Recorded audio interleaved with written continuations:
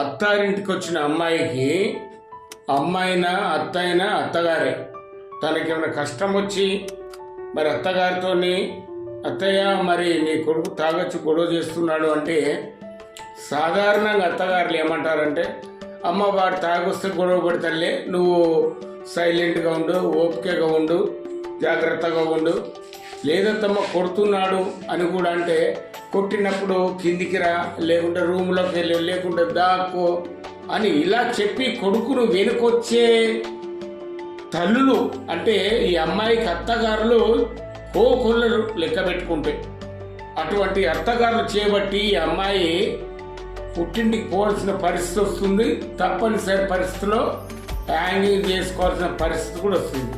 మరి ఇంకో కోణంలో ఆలోచిస్తే పుట్టింటి నుంచి అది తీసుకురా, ఇది తీసుకురా, అది పట్టుకరా, ఇది పట్టుకరా అని వేధించే అత్తగారులు ఉన్నారు. పెళ్ళి అయినప్పుడు ఇచ్చే లాంఛనాలు, కట్న కానుకలు దండిగానే దంచుకుంటారు కదా. మళ్ళీ ఇదేంటి? ఇటువంటి అత్తగారులకు సోయి ఉండదా? మరి మేము కూడా ఒకప్పుడు ఈ కోడలు ప్లేసులనే ఉన్నాం కదా అనే ఆలోచన ఈ అత్తగారులకు ఎందుకు రాదు? ఒకసారి ఆలోచించండి.